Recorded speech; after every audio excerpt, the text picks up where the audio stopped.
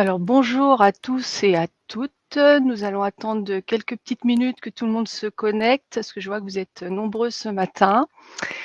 Je vous souhaite la bienvenue à notre webinaire où nous allons vous exposer nos nouvelles aides financières pour la prévention des risques professionnels, des risques ergonomiques, excusez-moi.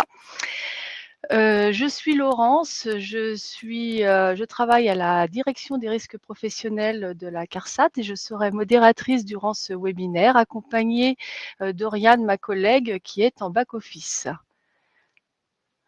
Aujourd'hui, notre intervenante est Isabelle Béchu, qui est coordinatrice des aides financières, accompagnée de Gilles Constant, qui est ingénieur conseil également à la direction des risques professionnels de la CARSAT.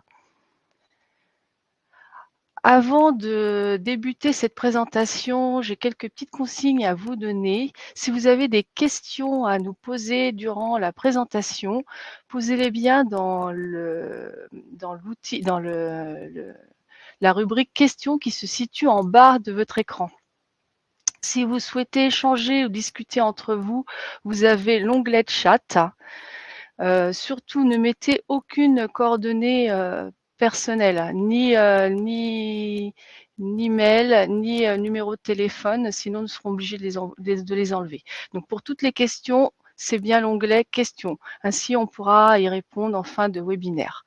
Et dernière petite chose, le replay sera disponible à l'issue de ce webinaire. Vous pourrez donc y revenir.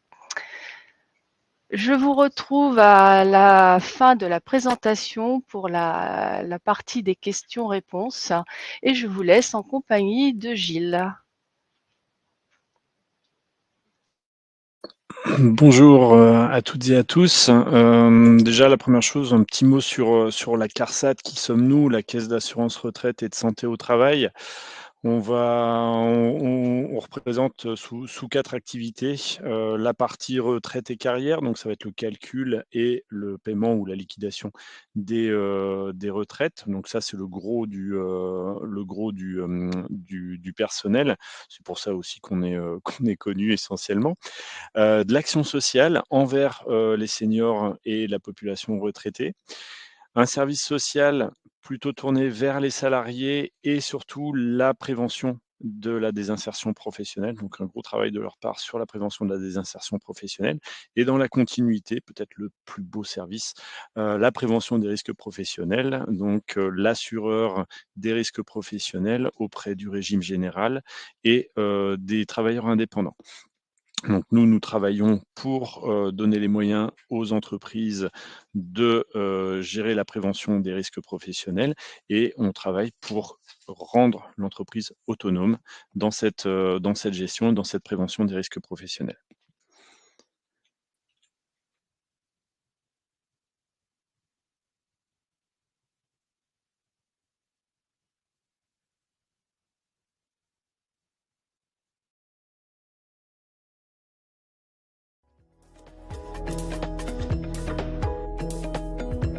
Le Fonds d'investissement pour la prévention de l'usure professionnelle a été créé par la loi de financement de la sécurité sociale au printemps 2023.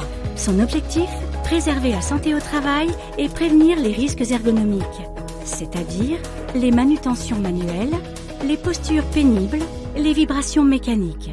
En effet, les troubles musculo-squelettiques représentent 87% des maladies professionnelles reconnues chaque année. Pour éviter cela, ce fonds peut financer 3 leviers d'action: la prévention au sein des entreprises, la reconversion professionnelle et les actions des organismes de prévention au sein des branches professionnelles les plus concernées. Ce fonds est géré par l'assurance maladie risque professionnel et placé auprès de la Commission des accidents de travail et maladies professionnelles. Les subventions risques ergonomiques s'adressent à toutes les entreprises, quelle que soit leur taille et leur secteur d'activité, et aux travailleurs indépendants ayant souscrit une assurance volontaire individuelle. Elles peuvent participer au financement d'équipements, de diagnostic et de formation, d'actions de sensibilisation, d'aménagement des postes de travail et à la prise en charge de frais de personnel dédiés à la prévention des risques ergonomiques. Les demandes se font en ligne via Net Entreprise.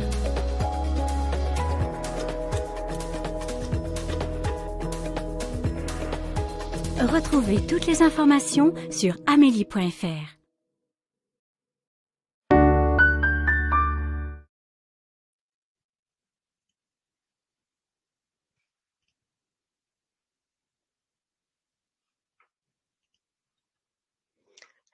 Alors, les subventions risques ergonomiques, pour qui, pourquoi? Donc, c'est un nouveau dispositif de subvention. Avant le 1er janvier 2024, nous avions des subventions de prévention des TMS, donc troubles musculo-squelettiques. Il y avait la subvention TMS diagnostic formation, la subvention TMS action et 2 aides médico-sociales en établissement et à domicile. Depuis le 1er janvier, donc les subventions des risques dits ergonomiques qui viennent d'être lancées. Donc celles-ci, le cadre est complètement différent. Voilà, petit cafouillage, excusez-moi. Oui, l'idée c'est qu'on est. Gilles, le micro. On est passé sur une notion de service fait. On ne passe plus par des réservations et on ne donne pas d'avis en amont de l'investissement. Tout est basé sur les attestations de conformité et les cahiers des charges. Donc, ce qui est important de voir, c'est qu'on va travailler à partir de maintenant sur de la facture acquittée, donc service fait. On va proposer des listes d'équipements spécifiques. La liste est définie, elle est exhaustive. Il n'y a plus besoin de diagnostic pour justifier des investissements. On va passer aussi au travers d'attestations de conformité des équipements au cahier des charges. Quand on va parler de cahier des charges, on va parler de cahier des charges de la branche assurance maladie. On ne parle pas de votre cahier des charges vis-à-vis du fournisseur. Donc nous, on attend des attestations par rapport de conformité par rapport au cahier des charges qui est proposé par notre branche. Et aussi, on sera sur des investissements en cours à partir de 2024. On est sur du pluriannuel 2024-2027, mais on va prendre en charge au travers de ce fonds des investissements qui ont eu lieu à partir de cette année, ou au moins les factures reçues à partir de cette année. Donc pas de facture sur 2023 par exemple. Alors, ces subventions s'adressent à qui? Donc à toutes les entreprises du régime général, sauf les organismes de la fonction publique, quel que soit leur effectif. Donc les entreprises doivent adhérer à un service de médecine du travail, avoir réalisé et mis à jour leur document unique d'évaluation des risques professionnels. Elles doivent également avoir informé leurs IRP, donc intervenants en risque professionnel. Elles ne doivent pas avoir d'injonction en cours ni de contrat de prévention en cours. Et l'entreprise doit également être à jour de ses cotisations sociales. Ces subventions s'adressent aussi aux travailleurs indépendants qui doivent adhérer à l'assurance volontaire accident du travail, maladie professionnelle. Ils doivent également être à jour de leurs cotisations sociales et ne pas employer de salariés à la date de la demande. Donc, un nouveau dispositif, donc 4 volets. Un volet action de prévention qui concerne 4 dispositifs. On pourra financer des équipements, un diagnostic ergonomique et des formations. Un autre volet action de sensibilisation, un 3e volet aménagement de poste et un 4e volet qui concerne les salaires de préventeurs. Juste pour rappel, les subventions sont imposables lorsque l'entreprise est assujettie à l'impôt sur les sociétés. Ces subventions n'entrent pas dans le cadre de la règle des minimis et le cumul des financements publics ne doit pas être supérieur au montant des factures. Alors, nous allons commencer par la subvention action de prévention. Le premier volet, équipement. Donc, nous allons pouvoir subventionner une liste limitative d'équipements qui sont éprouvés en prévention et qui doivent être conformes à un cahier des charges. Donc 4 types d'équipements, des équipements de transfert. Donc, vous voyez ici lève-personne sur rail, en établissement de soins lorsque ce qui est surligné en bleu, en fait, c'est pour des secteurs d'activité bien précis. On va pouvoir financer des potences de levage fixes, des portiques fixes ou mobiles, des palonniers préhenseurs, des montes meubles pour les déménageurs, des montes charges et des montes plats exclusivement pour la restauration, excusez-moi, et les métiers de bouche. On a aussi des équipements roulants, transpalettes électriques, tracteurs pousseurs, timons électriques et roues motorisées, des diables monte-escaliers électriques. On peut également subventionner des plans de travail réglables en hauteur, tables élévatrices motorisées, des plateformes maçonnées pour le BTP et des recettes à matériaux également pour le BTP. Et enfin, une quatrième partie avec des équipements plus spécifiques. Il s'agira ici de filmeuses, de ponts carrossiers pour les véhicules légers, des systèmes de bâchage, des bâchages automatiques de bennes et des autolaveuses compactes. Pour chaque équipement dispose d'un cahier des charges précis qui est à respecter. Nous allons le voir un petit peu plus loin. Donc là, on va vous présenter le cahier des charges transpalette électrique. Donc ça, c'est un extrait du cahier des charges. Vous voyez ici, c'est bien précisé, le transpalette électrique, c'est 100 conducteurs par portée. Il peut être soit de type compact ou à levée ergonomique. Il n'est pas restreint à un secteur d'activité précis, donc toutes les entreprises peuvent demander ce transpalette électrique. Et puis derrière, il y a vraiment des directives concernant la conception et les fonctionnalités. Vous voyez ici les 100 conducteurs portés, il doit être neuf, conforme aux normes. Le levage doit être situé entre 60 et 80 centimètres. Il y a aussi une notion de freinage. Il y aura aussi plus bas dans le cahier des charges, mais on ne vous le montre pas ici, un point sur les formations et sur la maintenance du matériel. Donc chaque équipement a son cahier des charges.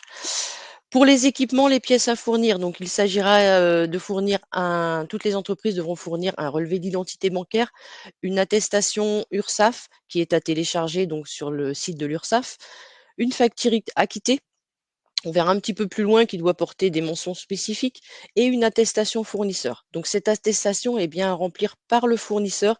C'est lui qui s'engage et atteste que l'équipement est conforme au cahier des charges de l'assurance maladie. Donc avant de commander le matériel, il est vraiment très important de lui fournir donc ce cahier des charges pour être sûr que votre équipement entre dans le champ de la subvention. Ici, on vous propose, donc on va vous proposer à la fin du webinaire un guide interactif que nous avons créé en Bretagne pour guider les entreprises. Toutes les volets des subventions vont être vraiment précis. Vous voyez ici qu'il y a la liste des équipements que l'on peut aider. Lorsque vous cliquez en haut à gauche sur l'équipement, vous avez accès au cahier des charges et ça récapitule toutes les étapes à faire avant de demander une subvention. Il y a également un lien vers tous les documents qui sont à télécharger. Donc ici, pour les équipements, donc il y a la liste des équipements qu'on peut prendre en charge. La première étape, c'est vraiment de consulter les conditions d'attribution pour vérifier que votre entreprise est éligible et voir quels types d'équipements peuvent être subventionnés. Ensuite, on transmet le cahier des charges correspondant à son fournisseur, ainsi que l'attestation à compléter. Donc, lorsque l'équipement est validé, donc vous commandez le matériel, vous achetez le matériel et vous réceptionnez les équipements, vous réglez la facture. Dans un quatrième temps, vous rassemblez les pièces nécessaires à votre dossier. Donc, le formulaire en ligne complété, c'est lorsque vous faites votre demande sur votre compte ATMP, donc une attestation URSSAF, un relevé d'identité bancaire, une attestation de non-assujettissement à la TVA si votre entreprise est concernée. Là où les factures acquittées qui doivent porter les mentions, c'est obligatoire, donc la mention acquittée, la date de paiement, le mode de règlement, ainsi que la date de livraison de l'équipement. Et pour finir, donc l'attestation qui a été complétée par le fournisseur. Enfin, vous pouvez faire votre demande de subvention sur votre compte Net Entreprise. La CARSAT a derrière 2 mois pour vous faire verser la subvention si votre dossier est complet. Si votre dossier n'est pas complet, on échangera avec vous via votre compte ATMP.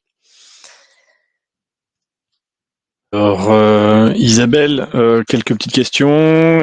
Quels sont les équipements pour mon entreprise du BTP? Alors, pour le BTP, donc tous les équipements, sauf ceux restreints, comme j'expliquais tout à l'heure, il pourra s'agir de diables monte-escalier, il pourra s'agir de plateformes à maçonner, qu'on peut appeler aussi plateforme élévatrice mobile de personnes. des recettes à matériaux, des systèmes de bâchage si vous avez des camions équipés de bennes. Il faut savoir aussi que les équipements, vous pouvez combiner en fait par exemple, vous pouvez combiner les potences avec les systèmes de préhension et les transpalettes électriques. Et dans ces cas-là, on pourra financer, par exemple, un chariot palonnier à ventouse pour la manutention des vitrages, mais également les mini-grues araignées pour les activités de pavage. Voilà, c'est des exemples d'équipements qui peuvent, quand vous combinez plusieurs, typologies de matériel, on peut les financer. Et justement, comment je m'assure que mon matériel est recevable avant de l'acheter, avant de signer le chèque? Alors très important, hein, donc on transmet, comme je l'expliquais, un petit peu avant, on transmet le cahier des charges du matériel que vous souhaitez acquérir à votre fournisseur. C'est lui qui attestera que l'équipement est conforme. Et les gerbeurs là-dedans? Non, les gerbeurs ne sont pas subventionnés, ils font pas partie de la liste. Et les ponts roulants? Les ponts roulants ne font non plus pas partie de la liste. On peut uniquement financer des portiques sur rail, des semi-portiques, ou des portiques mobiles.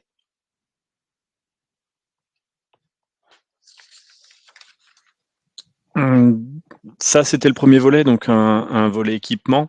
Maintenant, on va parler d'un deuxième volet de cette subvention action prévention, c'est le diagnostic ergonomique. L'objectif, c'est quoi? C'est d'analyser des situations de travail, quels sont les facteurs de risque qui sont présents et les déterminants de ces facteurs de risque. Derrière, ça doit conduire à un plan d'action qui vise à éliminer, les différentes contraintes. L'intervenant, il doit relever d'un des cas qui est présenté derrière, donc être inscrit sur la liste des intervenants en prévention TMS proposée par la CARSAT Bretagne, donc une liste de prestataires qui est référencée par la CARSAT Bretagne, donc c'est Ergo Réseau, ERGO espace RESEAU. Il peut aussi être ergonome au sein d'un service de prévention en santé au travail, être intervenant dans la démarche ADAPT BTP proposée par l'OPP, être chargé de mission ARACT ou être consultant inscrit comme intervenant en prévention des risques professionnels, un IPRP auprès de l'ADRETS, et avoir des compétences en ergonomie. Le diagnostic ergonomique devra aussi présenter quelques points clés qui sont importants pour nous. Donc, présenter le contexte de l'entreprise, les situations en termes d'accidents et de maladies professionnelles par rapport au TMS, expliquer les raisons qui motivent la réalisation du diagnostic, présenter la méthodologie qui a été utilisée pour la réalisation de ce diagnostic, décrire l'activité et les contraintes physiques ainsi que les contraintes organisationnelles, et enfin proposer un plan d'action qui sera hiérarchisé.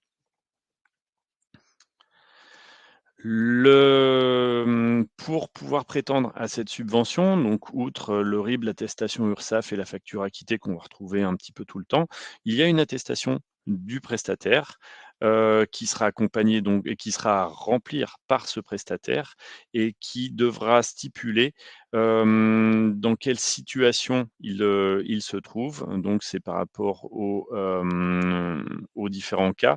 Donc inscrit sur les intervenants proposés par la CARSAT, être ergonome d'un service de prévention, être chargé de mission ARACT par exemple. Donc il devra correspondre à un de ces cas, ou son activité devra correspondre à un de ces cas pour être éligible à la subvention. De la même manière que pour les équipements, à la fin du webinaire, on va vous mettre à disposition un outil donc, qui va présenter sous la même forme que tout à l'heure, donc les différentes étapes pour réussir sa demande de subvention. Donc en haut à gauche, qu'est-ce qu'on attend? Quels sont les attendus? Tout à l'heure, c'était la liste des matériels. Là, c'est les différentes exigences qu'on peut avoir, tant au niveau de l'intervenant que la qualité du diagnostic. Et puis après, derrière, vous avez les différentes étapes, donc de 1 à 4, que je vais pas répéter ici, et qui vous sont expliqués, et sur lesquels vous avez des liens hypertextes qui vont pouvoir vous mener vers des explications ou des pages des sites Amélie, par exemple, ou CARSAT Bretagne.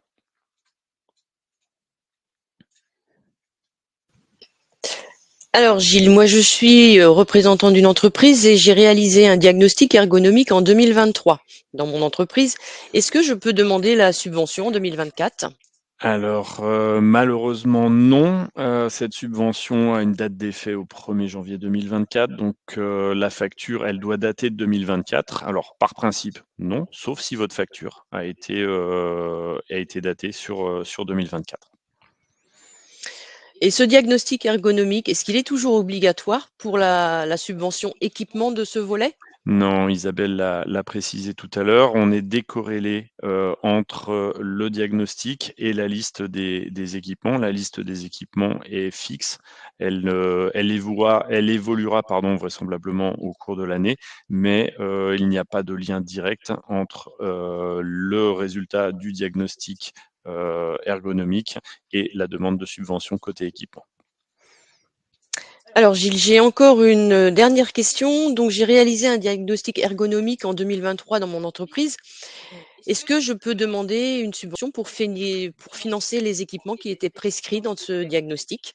Alors oui, sous 2 conditions. La première, c'est que, la facture soit de 2024. La deuxième, c'est que le matériel soit dans la liste exhaustive qui a été présentée tout à l'heure par Isabelle.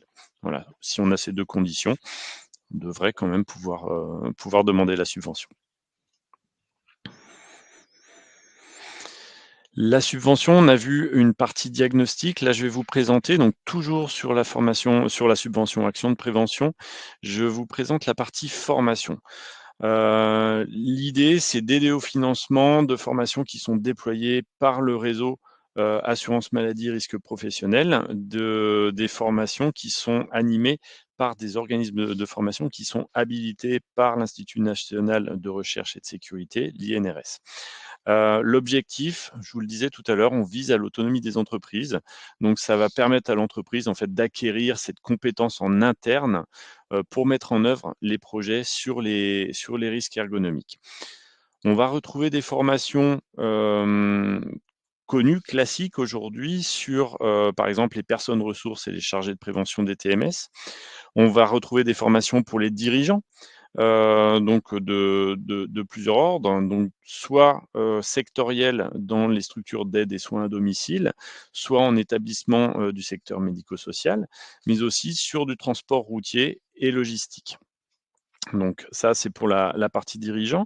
Ensuite, on a le niveau acteur, animateur de prévention de secours, donc sur les mêmes secteurs, donc aide et soins à domicile, sur le transport routier et livraison et logistique, pardon, et les transports routiers de voyageurs. Donc on va retrouver là aussi des animateurs prévention qui vont pouvoir être formés, au risque ergonomique. Et on va retrouver aussi côté animateur prévention, des formations dans le secteur médico-social, dans les soins à domicile et le transport routier et logistique. Enfin, on va avoir aussi des formations d'acteurs de prévention, des risques liés à l'activité physique, donc c'est le PRAP. Vous allez pouvoir former à la fois des acteurs, mais aussi des formateurs, sur, APS, ASD ou PRAP, donc APS, animateur prévention secours, pardon, et des soins à domicile, ou sur le PRAP. Donc vous allez pouvoir à la fois faire former les acteurs, vous allez pouvoir aussi faire former les formateurs, donc avoir des formateurs au sein de votre entreprise qui vont pouvoir à leur tour former des personnes au sein de votre entreprise. Et ce qu'on appelle le recyclage ou le maintien des compétences, est aussi pris en charge. Donc la subvention va couvrir à la fois la formation initiale et peut couvrir le maintien des compétences ou le recyclage, dans ces formations-là.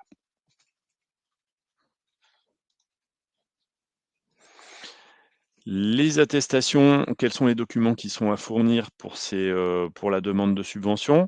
Je passe vite fait sur les premiers, RIB, attestation URSSAF et facture acquittée, mais aussi l'attestation de formation. Donc c'est une attestation qui est, faite par l'organisme de formation, qui atteste de la tenue de la formation, de la complétude de la formation faite par, vos salariés pour pouvoir en fait justifier, du parcours de formation qui a été fait par vos salariés. De la même manière, à la fin du webinaire, vous allez avoir accès à cet outil. Donc comment, faire formuler ma demande de subvention pour les salariés en entreprise. Toujours en haut à droite, la liste des formations qui sont éligibles, donc le détail de ce qui est, potentiellement, subventionnable et de la même manière, en 4 étapes, l'explication de comment je m'y prends, quelles sont les différentes étapes, qu'est-ce que je dois donner comme pièces nécessaires pour faire ma demande de subvention.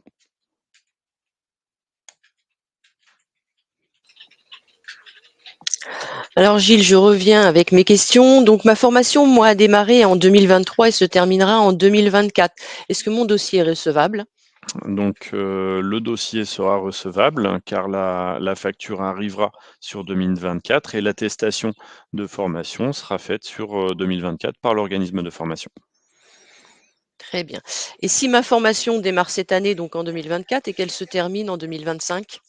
On est sur un système de subvention pluriannuel. À ce moment-là, la demande de subvention sera à faire sur 2025, quand vous aurez la facture sur 2025 et l'attestation de formation sur 2025.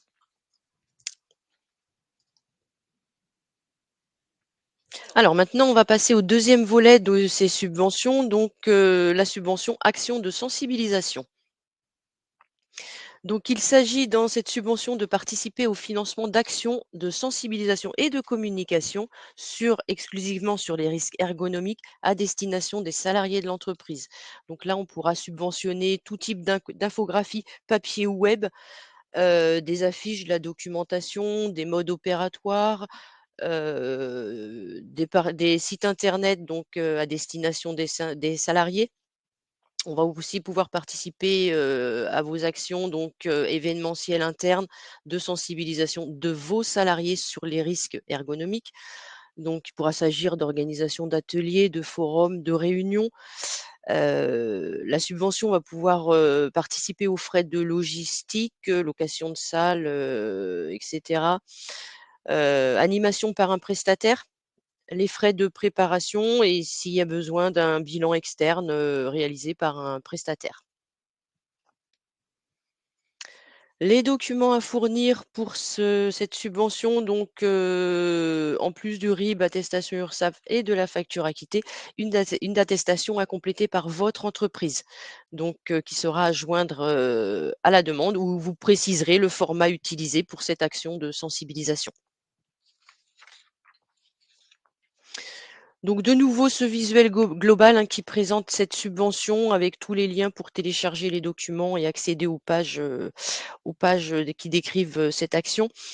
Toujours ce premier prérequis, hein, on consulte les conditions d'attribution et voilà, après lorsque les équipements sont réceptionnés et payés, les actions mises en place, on fait la demande sur le compte Net Entreprise.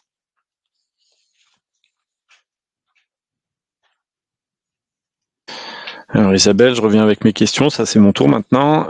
Puis-je demander une subvention pour financer le temps passé par mes salariés sur l'organisation d'une réunion?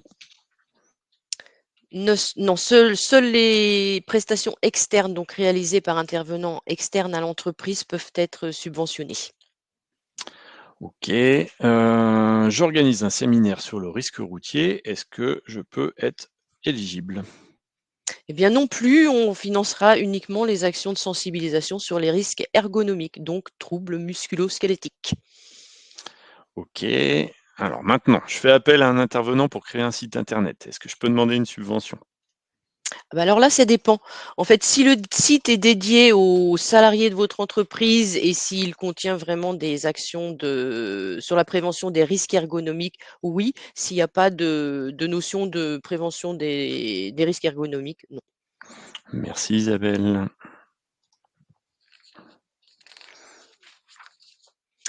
Alors, le troisième volet de cette subvention, donc les aménagements de poste.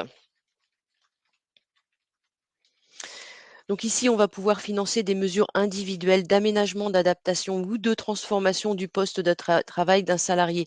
Ce sont des mesures individuelles qui doivent être prescrites par la médecine du travail, qui doivent s'inscrire dans une démarche de prévention de la désinsertion professionnelle, donc pour un salarié exposé de façon avérée en lien toujours, hein, avec un risque ergonomique. Donc, il s'agira vraiment d'une concertation entre le chef d'entreprise, un salarié vraiment exposé et la médecine du travail. On va pouvoir participer pour cette subvention aux travaux d'aménagement du poste de travail, aux prestations associées, ainsi qu'à l'acquisition d'un ou plusieurs équipements, qui vont être proposés par le médecin du travail. Pour ces équipements, il n'y a pas de lien avec la liste exhaustive qu'on vous a présentée avant. C'est complètement décorrélé. Donc toutes les mesures qui seront demandées par le médecin du travail pourront être subventionnées. Cette subvention, elle est aussi cumulable avec les aides de la GFIP dans la limite, bien évidemment, du montant des factures. Alors les pièces à fournir, donc en plus des documents qu'on a vus, un petit peu avant, le médecin du travail complétera une attestation, hein, issue de l'arrêté, du 16 octobre 2017. Les médecins du travail connaissent bien cette attestation. Donc l'attestation là, elle vous est présentée ici. Hem Les mesures demandées, elles devront bien être précises. Il ne s'agit pas de mettre, aménagement, du poste, mais il faudra décrire les mesures qui vont être à subventionner. Et une attestation à compléter par votre entreprise où vous attestez que le salarié occupe un poste exposé aux facteurs de risque ergonomique et qui sera à fournir avec la demande. Alors le petit, guide interactif, hein, qu'on vous propose également.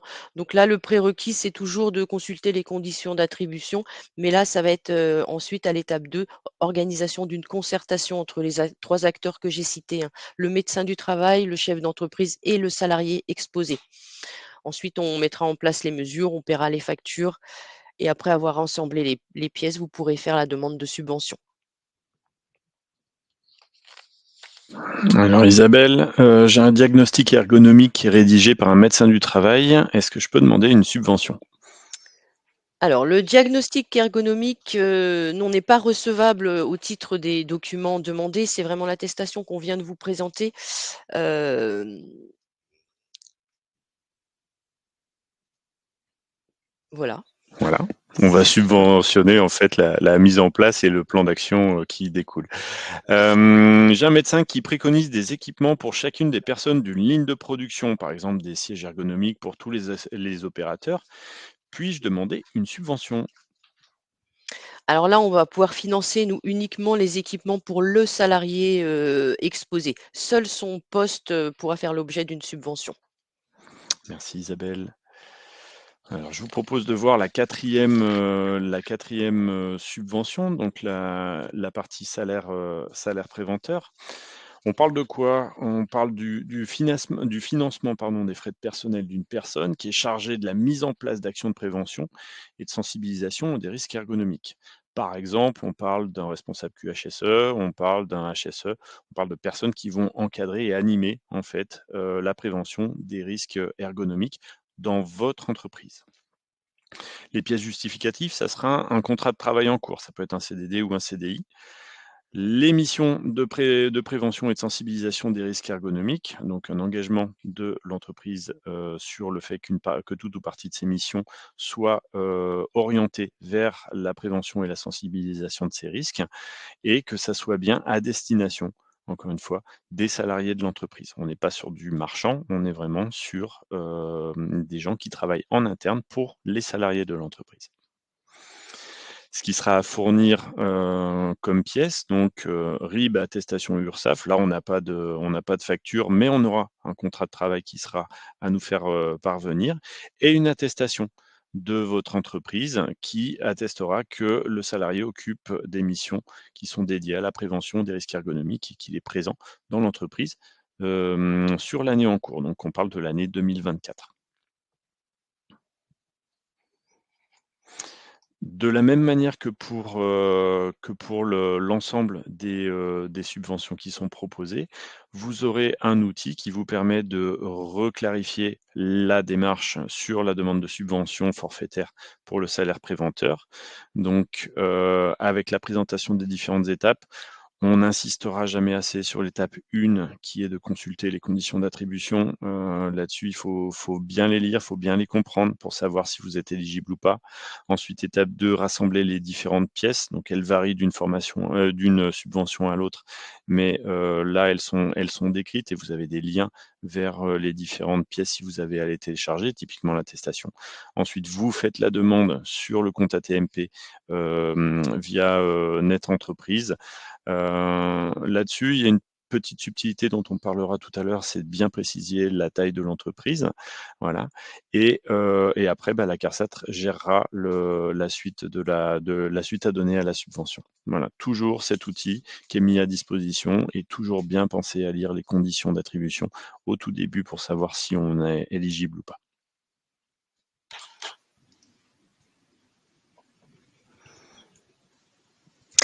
Alors moi j'ai une question. Une personne avec un temps partagé entre plusieurs entreprises, est-ce que chaque entreprise peut prétendre à la subvention? Alors, oui, dans le cas où, les entreprises sont bien des entreprises distinctes et pas simplement des établissements, de la même entreprise. Donc oui, si on a des SIRET différents, si on a des contrats de travail qui sont différents et qui sont bien un contrat de travail par entreprise, à ce moment-là et une attestation, de chacune des entreprises, à ce moment-là, elles sont susceptibles d'être éligibles à la subvention. Ok, merci. Si je suis directrice d'EHPAD et j'emploie un ergothérapeute, puis-je bénéficier de la subvention? Alors, si l'ergothérapeute ne travaille, si 100 du travail de l'ergothérapeute est pour les patients de l'EHPAD, non. Par contre, si, une partie, tout ou partie de son activité est tournée vers les salariés, à ce moment-là, cette personne est éligible à l'obtention de la subvention. Ok. Mon entreprise possède 10 établissements. Chacun emploie un responsable qualité, sécurité, environnement. Peut-on bénéficier d'une subvention pour chaque établissement? Malheureusement, non, on est au niveau de l'entreprise. On a une participation forfaitaire par entreprise. Donc, ça sera valable une fois pour l'entreprise, et pas une fois pour chacun des établissements. Merci. Donc là, on vous a présenté les 4 volets des subventions, des risques dits ergonomiques. Maintenant, on va passer au montant de la subvention, aux règles de cumul et au plafond. Alors, les plafonds et les règles de cumul vont être différents selon la taille de l'entreprise. Ce fonds d'investissement, il donne une priorité pour les petites et les moyennes entreprises. On a un budget dédié pour ce fonds qui va être ventilé donc entre les moins de 50, entre les entreprises de 50 à 199 salariés et pour les plus de 200 salariés. 70 du budget pour les moins de 50, 20 du budget pour les 50-199 salariés et seulement 10 du budget sera affecté aux plus de 200 entreprises. Ces plafonds et cumuls vont aussi, différer s'il y a une notion de signature ou non d'un accord de branche. C'est quoi un accord de branche? Actuellement, les branches professionnelles sont appelées à négocier des accords de branche qui vont être déposés ensuite pour extension auprès de la direction générale du travail et qui vont identifier les métiers et les activités particulièrement exposés aux facteurs de risque ergonomique. Donc vous aurez ces informations via vos organisations professionnelles. Aujourd'hui, seul le secteur des activités sanitaires, sociales et médico-sociales privées à but non lucratif ont signé un accord. Logiquement, cet accord devrait entrer en vigueur au 1er juillet. Donc pour ces secteurs d'activité, si vous avez une subvention à demander, il est préférable d'attendre la validation de cet accord pour demander votre subvention puisque les montants vont être revalorisés. Je vais vous expliquer ça tout de suite. Donc, comme je vous ai dit, moins de 200 salariés, plus de 200 salariés. Ici, on regarde les moins de 200 salariés. Donc, un taux de prise en charge de 70% du montant hors taxe des investissements pour les 3 premiers volets, actions de prévention, actions de sensibilisation et aménagement de poste. Pour le salaire d'un préventeur, il s'agit d'un forfait de 8 235 € par entreprise. Je rappelle la notion d'entreprise. Une entreprise, c'est l'ensemble des établissements du même SIRAN ou sirène. Plafond par entreprise, c'est 25 000 € pour les 3 premiers volets et 8 235 donc pour le salaire préventeur. Une entreprise, donc pour tous les cirés concernés, pourra prétendre à 75 000 € en tout. Plusieurs demandes seront possibles dans la limite de ces plafonds. Alors, pour les plus de 200 salariés, c'est le même taux de financement. Ce qui va changer, en fait, vous voyez ici, c'est le plafond et cumul. L'entreprise de plus de 200 salariés et tous ses établissements associés ne pourront prétendre qu'à une seule fois 25 000 €. Comme je vous expliquais tout à l'heure, des accords de branche sont en cours de signature. Pour les moins de 200 salariés, qu'est-ce que ça change? C'est un financement à 85% du montant hors taxe des investissements, donc pour les 3 premiers volets, et le salaire préventeur passe à 10 000 €. Et le plafond passe de 25 000 € à 50 000 €. Le plafond global pour l'ensemble des 4 dispositifs, c'est 125 000 € au lieu de 75 000 s'il n'y a pas d'accord de branche. Pour les plus de 200 salariés, le seul changement s'il y a accord de branche signé, c'est que le montant hors taxe, c'est 85% du montant hors taxe au lieu de 70%. Et le forfait passe lui aussi à 10 000 €. Alors, on va faire un cas pratique ensemble pour bien comprendre comment ça marche. Donc, on a une entreprise, elle s'appelle Pièce Auto, avec 2 établissements. Un établissement poids lourd de 100 salariés et un établissement poids léger de 29 salariés. Donc, on a 129 salariés, on est en dessous de 200 salariés et on part du principe qu'il n'y a pas d'accord de branche.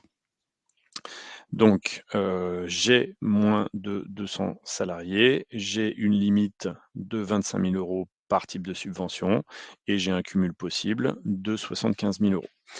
En 2024, l'entreprise Pièce Auto donc demande une subvention pour un salaire préventeur, pour un palonnier, pour un monte charge, donc ça c'est Poids Léger qui le fait, et des actions de sensibilisation pour un montant de 10 000 €.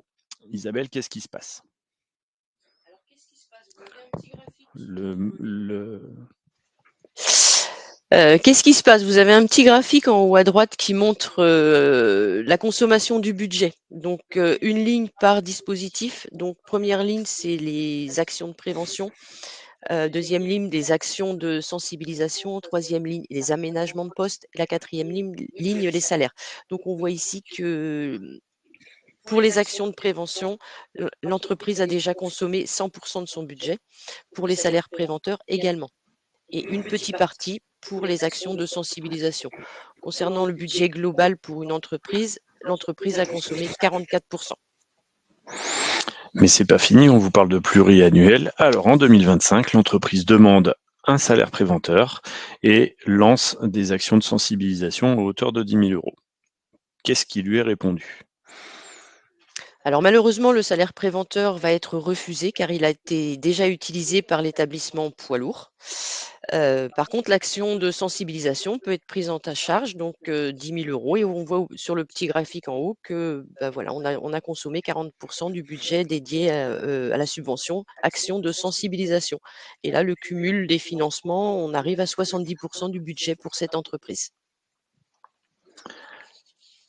On passe en 2026, je ne m'abuse pas.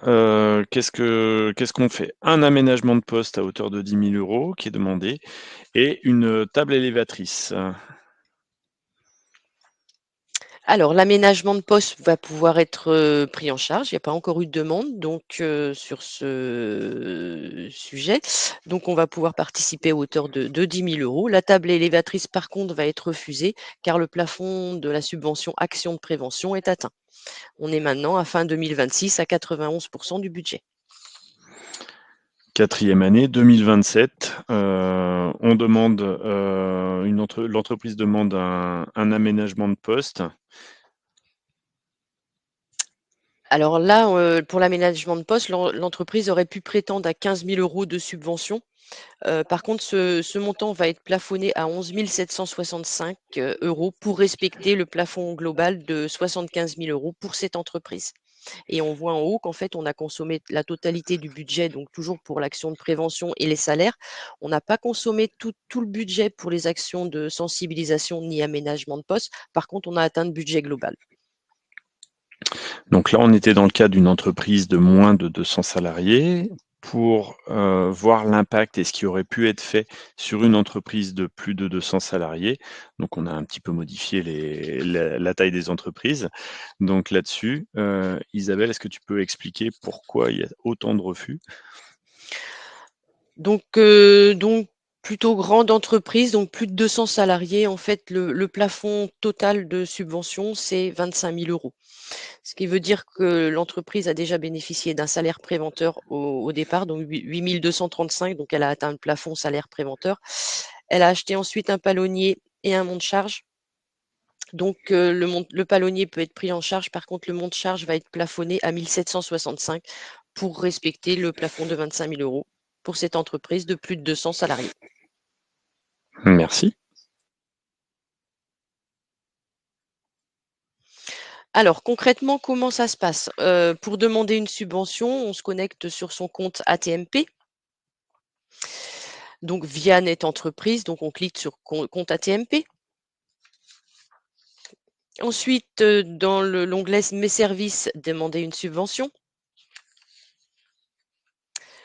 Là, vous voyez en fait une page d'accueil avec les conditions d'éligibilité qui sont bien à lire avant de faire la demande. Dans le bandeau en haut à gauche, vous avez effectuer une demande. Donc, vous cliquez ici pour effectuer une demande. Attention, à partir de ce moment-là, on va vous demander de saisir l'effectif de votre entreprise. Il s'agit bien de l'effectif de l'entreprise, donc tout SIRET confondu. Donc, on part du SIRAN au niveau national. Donc, quand vous avez cliqué sur effectuer une demande, vous voyez toute la liste des subventions auxquelles vous pouvez prétendre, donc en fonction de la taille de votre entreprise et en fonction de votre secteur d'activité. Donc, il y a des tout petits icônes donc que vous voyez à gauche, c'est un petit point d'interrogation. Ici, vous pouvez consulter les conditions d'attribution. À droite, vous avez un petit trombone où vous pourrez retrouver les cahiers des charges, la liste des équipements et puis le dernier bouton, c'est, cliquer pour choisir, vous cliquez sur le bouton «Demander». Ensuite, vous vous laissez guider, vous remplissez les coordonnées de votre entreprise, vous ajoutez les pièces, jointes demandées. Donc là, comme on a vu tout à l'heure, hein, vous allez joindre le RIB, vous allez joindre une attestation URSSAF, vous allez joindre également les factures acquittées et les attestations, relatives à votre demande de subvention. Ensuite, voilà, votre demande a été envoyée, elle est enregistrée dans votre espace «Mes demandes». Et elle a été automatiquement communiquée à la caisse régionale, donc ici CARSAT Bretagne. Donc la demande va être prise en charge et vous avez 2 mois pour connaître, les suites, données à votre demande. Pour suivre vos demandes, et les échanges qui auront lieu avec la CARSAT Bretagne, vous avez un petit bouton donc suivre mes demandes et ensuite vous avez un petit bouton qui s'appelle le journal et ici vous retrouvez tous les échanges qui ont eu lieu, les demandes d'informations complémentaires éventuellement que la CARSAT vous a demandées. Vous pouvez ajouter ou remplacer des pièces. Vous cliquez dans ce cas-là dans le bouton «Ajouter, remplacer pièces» et vous avez un petit graphique en dessous qui vous montre, où en est rendu votre dossier.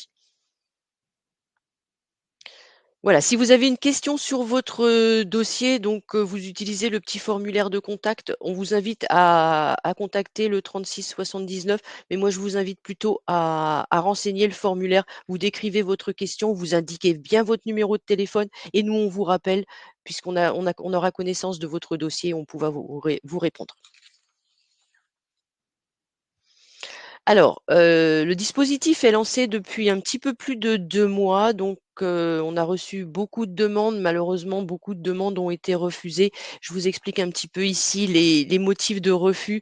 On a reçu des demandes sur la base de devis, donc comme on a vu un petit peu plus tôt, hein, c'est vraiment sur service fait sur la base de factures acquittées.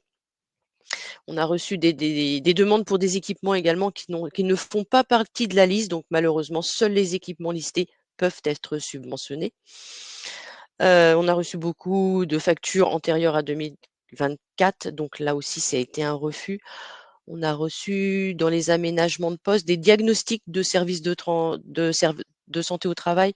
Là, on demande bien l'attestation complétée, l'attestation aménagement de poste complétée par le médecin du travail.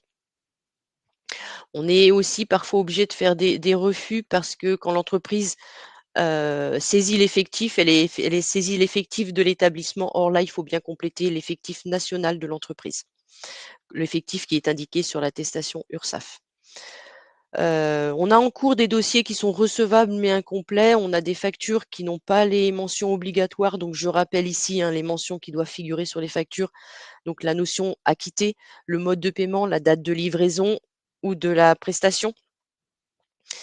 Et des dossiers incomplets parce qu'il manque les attestations, les attestations soit fournisseurs, soit prestataires, soit des attestations entreprises ou d'autres documents.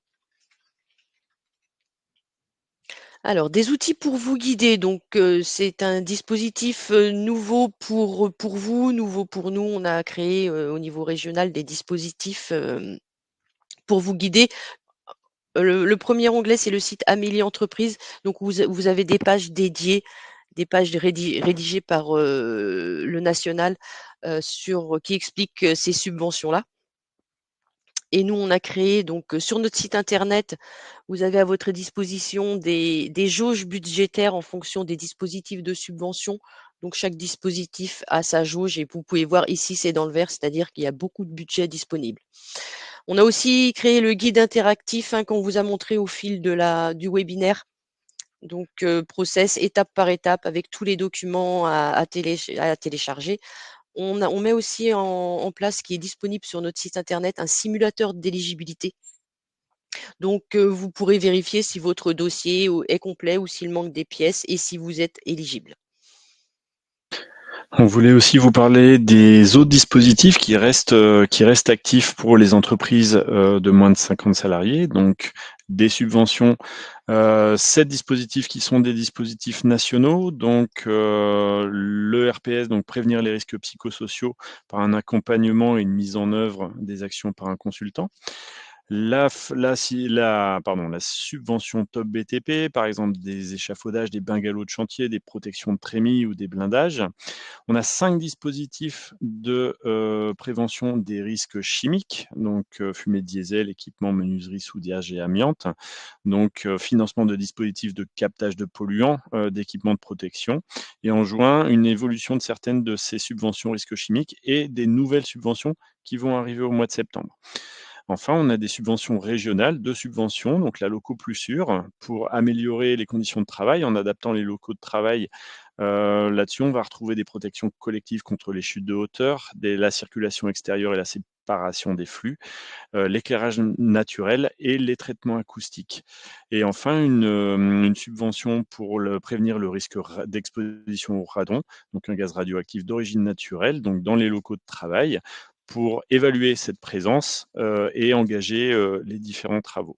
De la même manière qu'un outil est proposé pour le suivi et la bonne demande des subventions risques ergonomiques, un panorama est à télécharger sur notre site. Vous recevrez le lien à la fin de ce webinaire.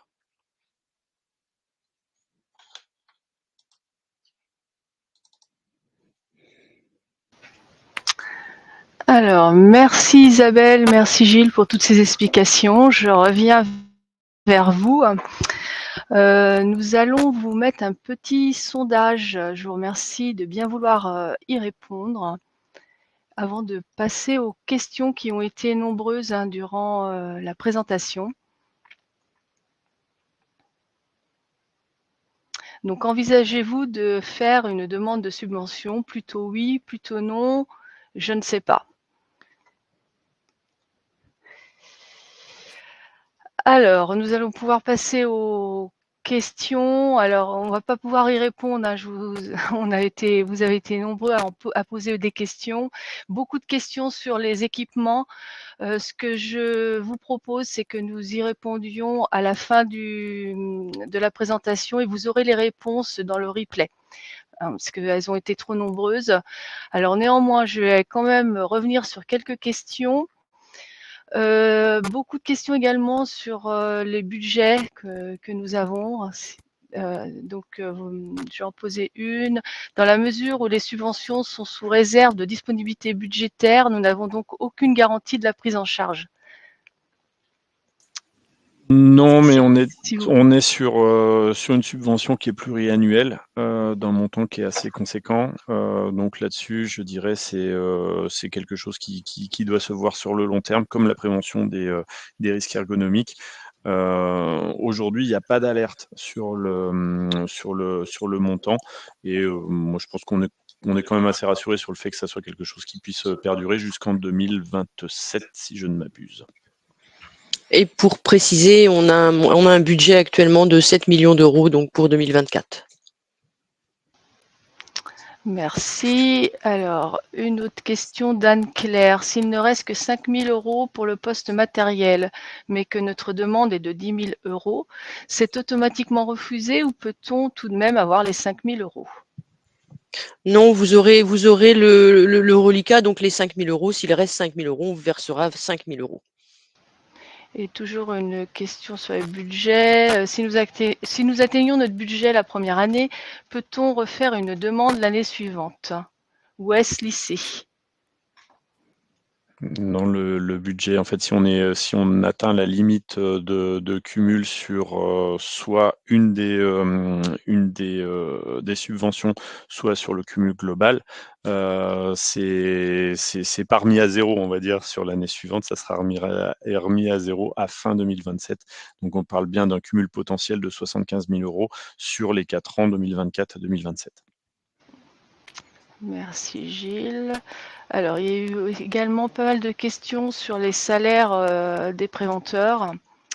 Alors, une question de Gwewen. Les préventeurs doivent avoir un poste destiné exclusivement aux missions de prévention TMS ou ça peut être seulement une partie de ces missions? Avec un point d'interrogation. Également, depuis combien de temps doit-il être présent dans l'entreprise pour qu'on puisse en bénéficier? Pas de condition, en fait, ça peut être une partie de son poste qui est affectée à la prévention des risques ergonomiques. La notion de CDI n'est pas non plus obligatoire, ça peut être un CDD, mais lors de la demande, le CDD devra être en cours. Une question d'Aurélie. Le salaire d'un RH chargé de la qualité de vie et des conditions de travail peut-il être pris en charge par la subvention? Si en fait, on va chercher à subventionner, à faire une participation forfaitaire de personnes qui vont gérer la prévention des risques ergonomiques.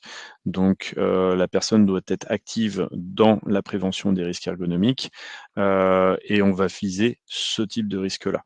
Donc on n'est pas, forcément dans des conditions de travail où il faut qu'on soit vraiment quelque chose qui soit vraiment centré vers ce risque ergonomique, et une personne qui a des actions envers les salariés sur ces risques ergonomiques.